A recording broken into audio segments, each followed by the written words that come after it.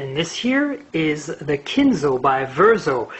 It's this phone that we've so far only seen as renders, and finally we've got a review in it. So it's real, yeah, and it's pretty massive. I don't know if you can see my hands here, but also it's pretty much all last year as far as tech goes. It has a 4.3-inch display, 800 by 480. It's a LCD. It's not bad, but it's not great. And spec-wise, there's a 1 gigahertz processor inside, a single core with 512 megs of RAM. So that's pretty much the specs. Let me walk you around this phone a little bit. It's pretty lightweight, but it's made out of a very, very cheap plastic. It's well made, but the materials are really quite cheap. So let me walk you through. Starting at the top here, you'll notice that there's some sensors and an earpiece, of course. Next to it is a front-facing camera right there. I don't know if you can see it. And then on the bottom, you've got the usual 4 capacitive keys and a microphone, the menu, home, search, and back keys, as well as this mic. And this here is the Verzo logo. It looks a lot like the Verzo logo, very interestingly. But certainly this does not feel as well made by any means as a Verzo phone. Now on the top here, you don't really have much. The only thing is the power lock key. It's a bit of a weird angle, as you can see here. Then on the left-hand side here, you have the headphone jack, volume rocker, also kind of stylized. A very interesting styling, actually. I think the design is pretty attractive, but it's really bulky, so it kind of defeats the attractiveness. Here's the speaker at the bottom, and the micro USB power data jack right there. Nothing really on the right-hand side, sorry. So in the back, is what it looks like. Big prominent Verzo logo here, and then it's designed by a company called Novag or Novag. I'm not sure how you pronounce that. As well as the 5 megapixel autofocus camera. Again, very much last year's spec. 5 megapixel autofocus, 720p HD video, and an LED flash. So that's basically a walk around. As far as software goes, this is running Froyo. As I said, it's very much last year's phone. So we've got a good serving of Froyo. Let me show you here. The settings are a little different in layout, but if you go about phone here, you can see it's running Android 2.2, and that's all you're going to get. Again, it's called the Kinzo. You can see that name there. What's interesting is that it's mostly plain Android. Hasn't been skinned much. There's a few skinnings here on the front screen with the app tray. This kind of like gray background behind the apps kind of reminds of the recent LG Nitro reviewed and some of the My Touch phones from T-Mobile. So of course it doesn't scroll sideways, it's up and down because it's original Froyo. It feels a little sluggish, but it's mostly because of the animations. Generally, it feels pretty fast. Like the home screens here are pretty smooth. So again, some custom widgets here for the time and the weather, and it comes preloaded with Sigic, which is a navigation app. I'll show you that. Unfortunately, I haven't been able to get it to work, insofar that it seems to be connecting to the internet. I'm not in New York, I'm in San Francisco right now. It seems to be connecting to the internet, and it seems to be activating the GPS all right. So it's found me here in San Francisco, but it seems to not wanting to load the maps at all. No map data seems to be coming in at all. It shows me the satellite availability for GPS here.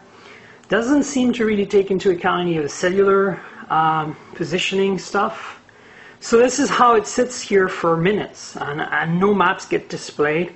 So I'm not quite sure what's wrong with this specifically, but that's it. So I'm just going to quit out of this and bring you back to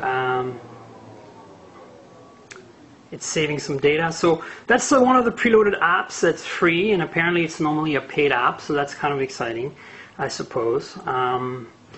Yeah, so other than that, radio-wise, this has a tri-band radio for 2100 for this is for 3G, 2100 for Europe, of course, but also has 850 and 1900 for the US. I have an AT&T SIM here, and as you can see, I'm connected via HSPA Plus, or well, maybe just HSPA, not quite sure. And you know, it's not bad. It works fine. Reception's all right. Call quality's fine. All that stuff. Everything works. That's the thing about this phone. There's no surprises, but it really isn't anything really exciting. And it's very large and bulky to today's standards. Of course, there's Wi-Fi, Bluetooth, GPS, front-facing camera, as I mentioned, the rear camera, headphone, all the stuff you'd expect. Let me actually take the battery cover off so you can have a look. There's a place here for me to pry this off. So this is what it looks like. In the back, there's the battery, and you can see the micro SD card slot and the SIM card. See if I can take the battery out. So I'm trying to see if there is any capacity indicated here for you guys. Yes, it's 1500, looks like 1500 milliamps or so. It's hard for me to read. 1500 or so milliamps, nothing big. It's pretty thin battery, as you can see.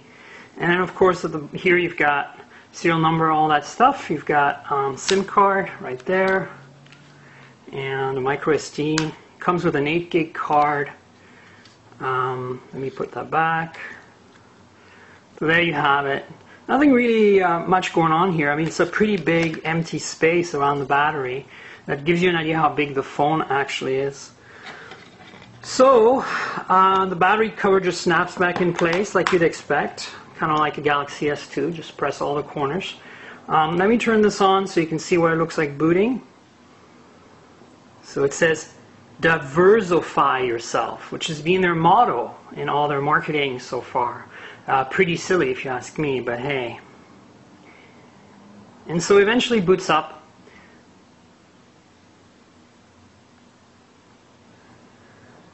And here you go. So here's our kind of cool little laser etched Vertu-ish logo. You can see.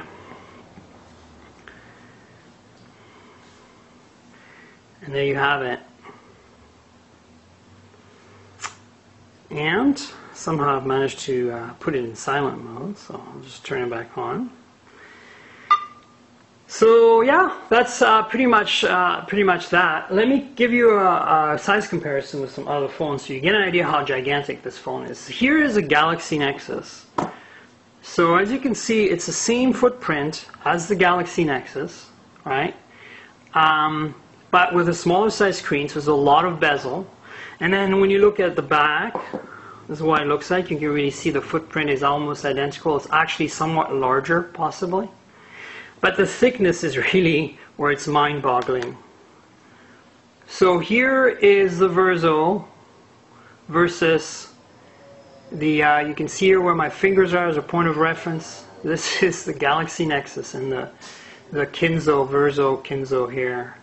And then another comparison that probably is meaningful to a lot of you is next to an iPhone. So here's actually an iPhone with lots of notifications on the screen.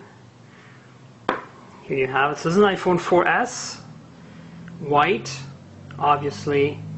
And so as you can see, this is a really massive phone. Massive phone.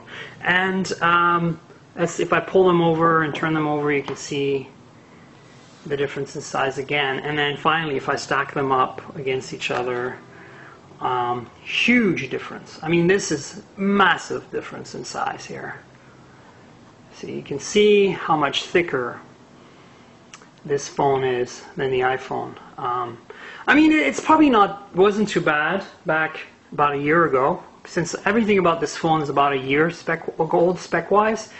Well, it's not so bad, but it seems really bulky. Maybe that's what they were going for. Maybe that's the status symbol, status thing they were going for with this. Not sure. It does have some interesting design with this kind of more diamond shape on the side here, and that weird angle. But the materials feel really cheap. You can feel some rough edges here around the bezel, right here especially, where the mold marks are from the plastic mold. I can see this probably flaking, the paint starting to flake here if you were to use this quite a bit because of this imperfection. Stuff like that.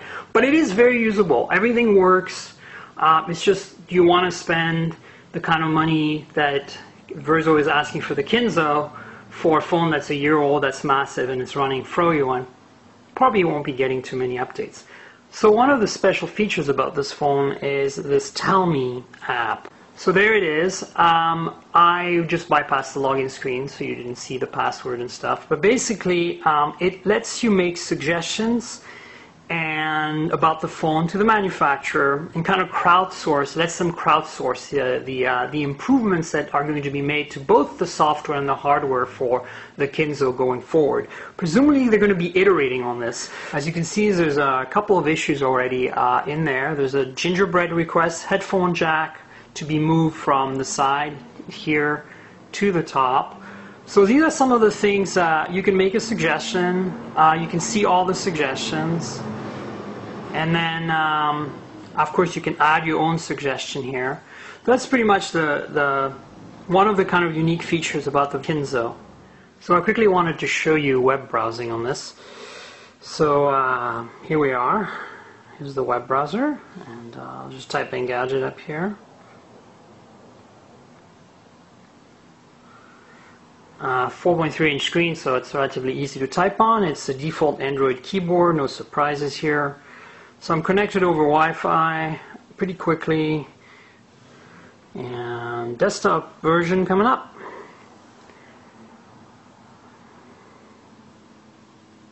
Still loading.